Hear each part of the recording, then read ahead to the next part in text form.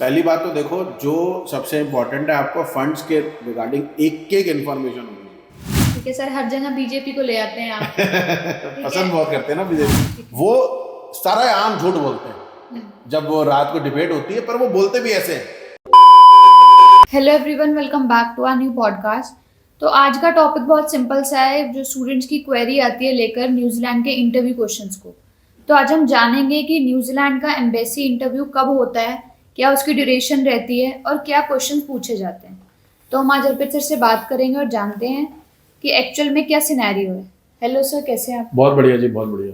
ठीक है सर, जैसे बच्चों ने फाइल लॉन्च कर दी है न्यूजीलैंड की जी जुलाई जी की जी डेट के लिए, जी जी जी। तो उनका एग्जैक्ट जो क्वेश्चन है वो ये है कि आपसे कि जो न्यूजीलैंड में क्वेश्चंस पूछे जाते हैं वो किस तरीके के हैं, जी जो जी जी इंटरव्यू की ड्यूरेशन है वो कितने टाइम की होती है, जी जी जी। तो किस कुछ किस के इंटरव्यू आते हैं? किस किस के आते हैं। ठीक है जी, ठीक है। अब देखो, मैं ऐसा नहीं है कि ये इंटरव्यू के लिए जो वीडियो बना रहे हैं मैं सिर्फ इसी इंटेक के लिए बना रहा हूँ। मतलब कोई बच्चे फ्यूचर इंटेक के लिए किसी के लिए अप्लाई करो। कई बच्चे ऐसे भी हैं जिनका अभी फाइनल ईयर में एडमिशन हुआ है, मतलब फाइनल ईयर उनका स्टार्ट हुआ है। They are also contacting us because in 2027 July और you can say November intake they want to go for New Zealand for their master degree. तो वो भी हमें कॉन्टैक्ट करते हैं and we are helping them for documentation and funding purpose. आज हम इस मेजर फोकस रखेंगे भाई किस किस को इंटरव्यू आता है और क्या हमें ध्यान देना और क्वेश्चंस क्या पूछे जाते हैं, क्या चीज है जो सबसे मेन इंपॉर्टेंट है ड्यूरिंग एन इंटरव्यू। ठीक है, देखो सबसे पहले ये क्वेश्चन होता है कि क्या मेरा इंटरव्यू आएगा। अगर मेरे पास 50 बच्चे रिक्रूटेड हैं आज की डेट पे, है नहीं, मैं ऐसे ही बोल रहा हूँ, ठीक है, ऑस्ट्रेलिया होता है तो हम 100-200 भी बोल देते थे, ठीक है। अगर मेरे पास 50 बच्चा रिक्रूटेड है आज की डेट पे, एग्जाम्पल मैं लेता हूँ, तो मैं अपने हर स्टूडेंट को बोलता हूँ कि भाई तुम्हारा इंटरव्यू आएगा। ठीक है, मतलब मास्टर्स, प्रिपेयर रहे बच्चे। हाँ, सारे बच्चे प्रिपेयर रहे। और सबसे पहली बात आपने जो ध्यान देनी है कि अगर कोई भी स्टूडेंट है, कई स्टूडेंट ऐसे भी हैं that are working for night shift also. जैसे कोई स्टूडेंट हमारे यहीं मोहाली में एक स्टूडेंट हमने रिक्रूट किया हुआ है, IT सेक्टर का है, तो उसकी भी नाइट शिफ्ट होती है। बट देखो, जो एम्बेसी कॉल करती है ना, उनका एक टाइम फ्रेम है, वो उसी हिसाब से कॉल करेगी।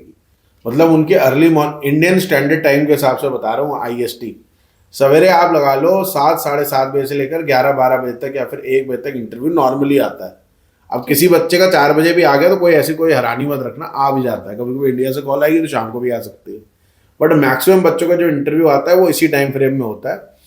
कई बच्चे 12वीं पास ऐसे बच्चे हैं जो घर पे मतलब फ्री हैं, साइकिल खराब है जिन बच्चों की, हाँ, जिनकी स्लीप साइकिल खराब है, तो उनको मैं सजेशन दूंगा भैया स्लीप साइकिल इंप्रूव करो। रात को लेट नहीं सोना है, 3 बजे नहीं सोना है या 2 बजे नहीं सोना है, टाइमली सोना है और टाइमली उठना है। और डेली आप कोशिश करो कि जब उठो तो एक बार जो आपके SOP है वो पढ़ लो हल्की फुल्की। एक चीज तो सबसे पहले ये ध्यान देना है, मेन फोकस SOP पे ही है। देखो ऐसा नहीं है कि सिर्फ SOP ही इंपॉर्टेंट है, overall profile is important, the whole process is important. मतलब आपको सारे पैरामीटर पता होने चाहिए। जैसे एक स्टूडेंट है, अभी मास्टर्स का केस लगा उसका, तो मैंने उसको बोला है कि from where you started and where you will end, वो सारा सब कुछ पता होना चाहिए आपको, सारी चीज याद होनी चाहिए। और ये बहुत नेचुरल सी चीज है, जो बच्चा खुद प्रोसेस कर रहा है चीजें, उसको मैक्सिमम चीजें खुद याद भी रहती है, ऐसा कोई प्रॉब्लम नहीं है। तो चलिए सर, आप फिर से क्वेश्चंस घुमा रहे हैं। मैंने जी आपसे जी डायरेक्ट पूछा है कि क्या क्वेश्चंस बच्चों से पूछे जाते हैं, तो ठीक बच्चा है। प्रिपेयर क्या करे। जी जी। पहली बात तो देखो, जो सबसे इंपॉर्टेंट है आपको फंड्स के रिगार्डिंग एक एक इन्फॉर्मेशन होनी चाहिए। ठीक है। मतलब कौन से बैंक में अकाउंट है, कितना अकाउंट पुराना है और कितने फंड पड़े और कब से पड़े हुए हैं, ठीक है। Same employees for in case आपका एजुकेशन लोन है तो कौन से बैंक से है, रेट ऑफ इंटरेस्ट क्या है, रीपेमेंट कैपेसिटी के बारे में अगर वो पूछा जाए वो भी पता होना चाहिए, भैया की EMI कितनी जाएगी और मेरे पेरेंट्स की इनकम कितनी है। मतलब अगर मान लो इन केस मेरे फादर की इनकम 80,000 रुपये महीना है तो EMI तो 25,000 रुपये ही जा रही है, नो प्रॉब्लम एट ऑल। तो वो चीज़ है।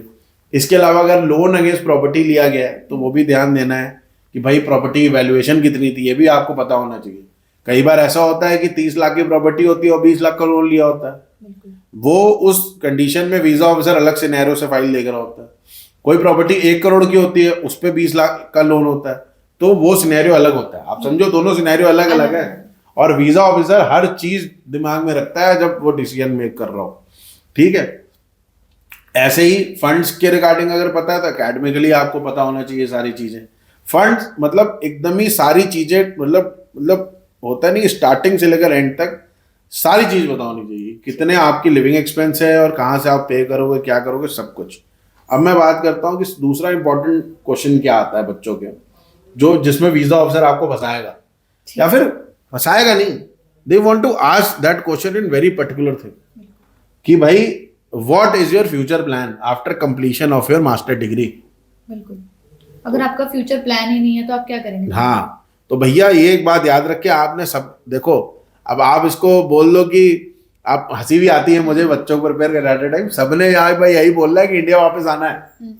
ठीक है, इंडिया ही वापस आना है हमें, after completion of master degree I will return back to my home country. बोलना तो यही है सर, लेकिन बोलना यही है भाई, बोलना यही है, करना नहीं करना वो बच्चे की मर्जी है। ठीक है, बोलना यही है। और सारी पैरामीटर पता होना, कोई बच्चा टीचिंग करने जा रहा है तो उसको पता होना चाहिए भाई टीचर्स की, यहाँ पे अब इंडिया में कितने सारे इंटरनेशनल बोर्ड के स्कूल बने हुए हैं, कैम्ब्रिज स्कूल बने, उनकी टीचर्स की सैलरी बहुत ज्यादा है and they want internationally educated teachers. तो कोई टीचर फील्ड का है तो वो बता ले, कोई बच्चे सॉफ्टवेयर इंजीनियरिंग, मैकेनिकल इंजीनियरिंग या कंस्ट्रक्शन पढ़ने जा रहे हैं तो यहाँ पे भी आजकल कंस्ट्रक्शन उसी से रिलेटेड होने लगा है, जो थोड़ा चीप हो और अफोर्डेबल भी हो और लॉन्ग लास्टिंग हो। ठीक है, ड्यूरेबल भी हो, मतलब जॉब रोज और सैलरी उसको क्लियर, सब कुछ पता होना चाहिए और कंपनीज के नाम भी पता होने चाहिए। इसके अलावा जिसके थ्रू आपने जॉब ढूंढनी है कि कौन कौन सी वेबसाइट है जहाँ पे आप सीवी अप्लाई करोगे, कौन कौन सी लोकेशन पे चीजें बढ़ रही हैं, ये चीजें पता होनी चाहिए। ये सारी चीजों की नॉलेज पहले से होनी चाहिए। फ्यूचर प्लान आपको एकदम क्लियर होने चाहिए, ये मैं आपको बता देता हूँ। तो चलिए सर, जो इनका फ्यूचर प्लान होता है स्टूडेंट्स का, वो डायरेक्टली या फिर मैं बोलूँ इनडायरेक्टली उनकी रिटर्न ऑन इन्वेस्टमेंट से लिंक करता है? एकदम करेक्ट क्वेश्चन पूछा आपने, ये आरओआई का ही क्वेश्चन है, रिटर्न ऑन इन्वेस्टमेंट। भाई आपने इतनी पैसा और इतनी मेहनत लगा के आप इंटरनेशनल डेस्टिनेशन गए हो, यूनिवर्सिटियों में इतनी भर भर के फीस पे करी है, तो उसका रिटर्न कितना मिलेगा आपको। और ये रिटर्न आपने इमीडिएट का नहीं होता कि भाई आपने पता चला 30 लाख रुपए खर्चा कर दिया पढ़ने में तो 30 लाख के बाद अगले साल क्या मिलेगा, ऐसा नहीं होता भाई। आप उनको प्रॉपर बता सकते हो। इंटरनेशनल डिग्री का एडवांटेज फुल लाइफ टाइम रहता है बच्चे को।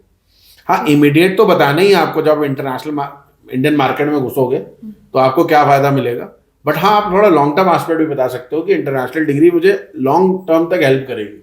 ठीक है, चलिए तो सर एक डाउट है कि जैसे स्टूडेंट से पूछा जाता है, क्लैरिटी है, जैसे मान लीजिए मैंने पूछा वाई न्यूजीलैंड, बट स्टूडेंट उसके साथ आंसर देगा कि मैं इंडिया में नहीं पढ़ना चाहता। तो इसका क्या टैक्टिक है, क्या टिप है, क्या है इसका? समझाते हैं समझना है आपको।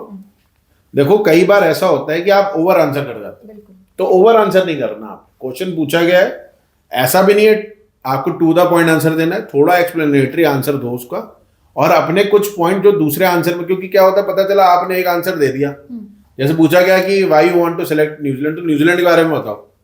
ठीक है, अगर वो आपसे पूछे कि why you have not selected any other country, तब वाला आंसर बताओ। बच्चे एक ही क्वेश्चन में सारे आंसर दे देंगे, तो जब आपसे दूसरा क्वेश्चन पूछा जाएगा तो आप सेम चीज फिर से बताओगे।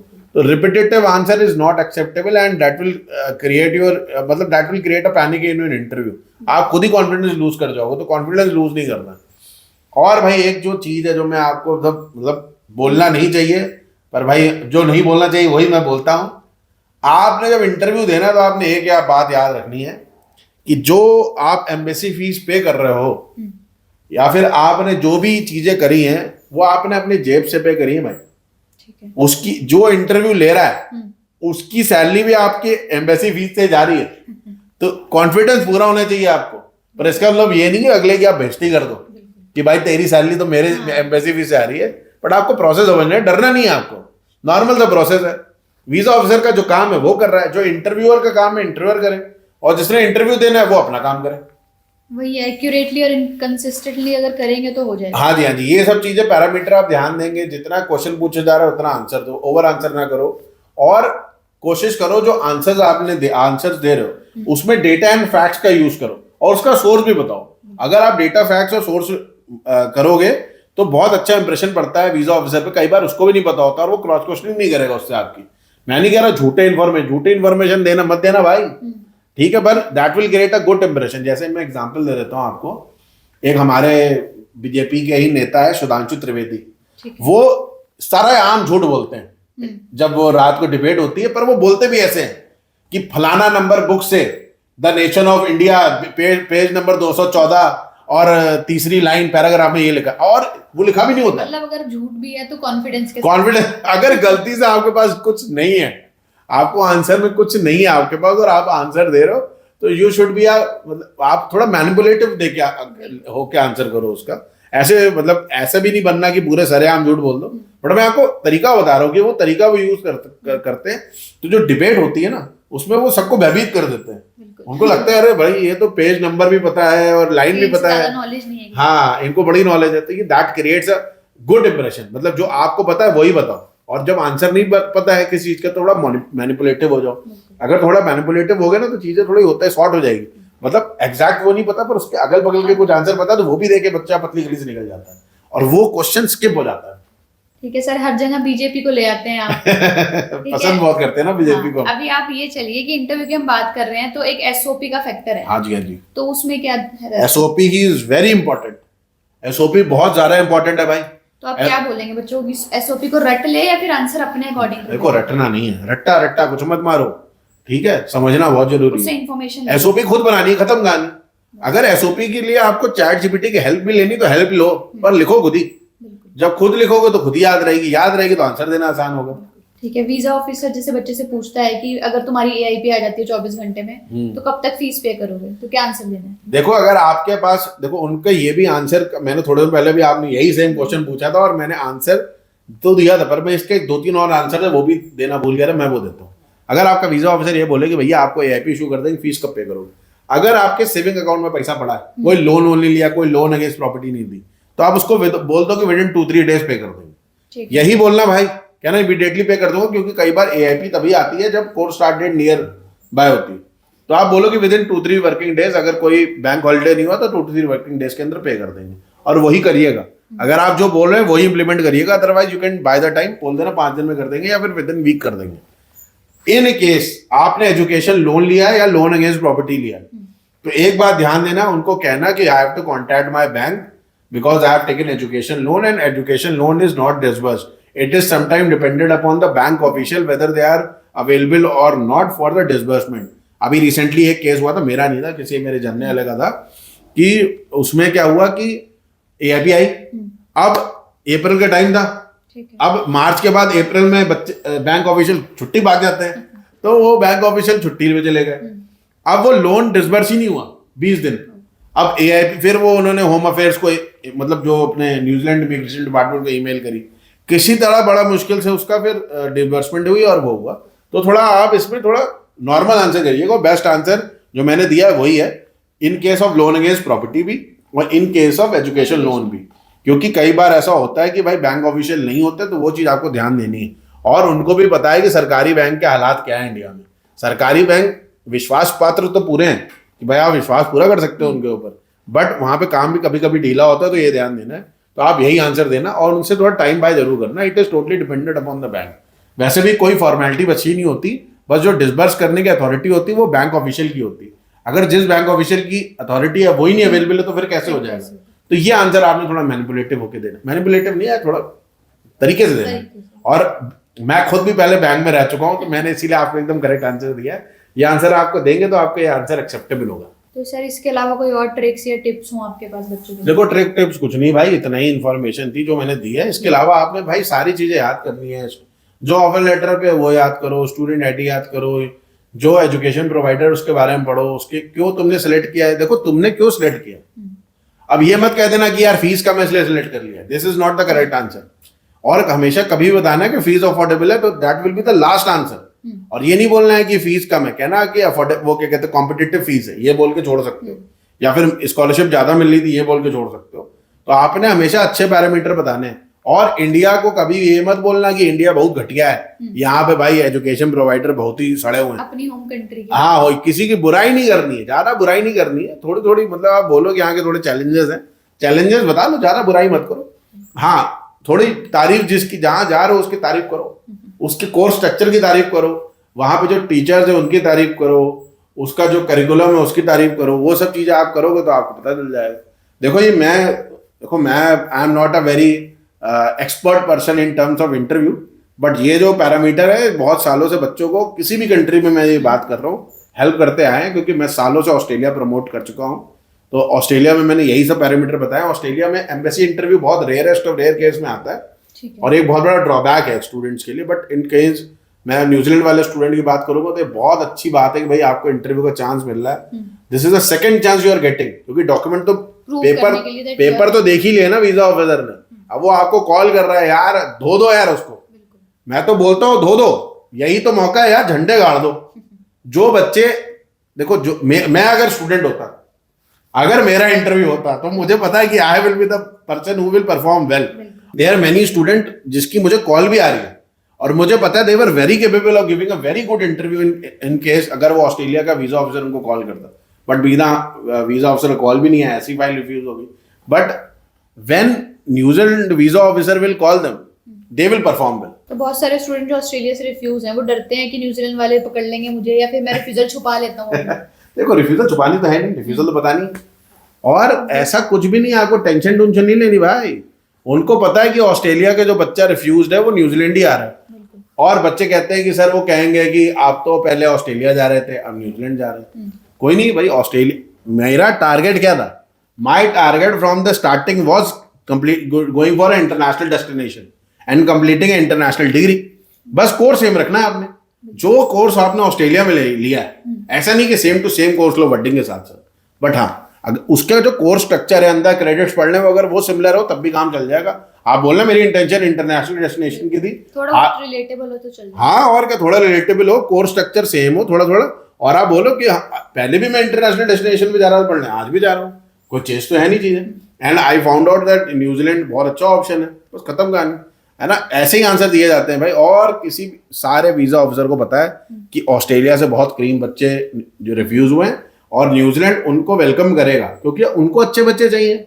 आपकी प्रोफाइल अच्छी है, न्यूजीलैंड वीजा देगा आपको। ऑस्ट्रेलिया ने रिफ्यूज कर दिया, लो टेंशन मत लो इस चीज की।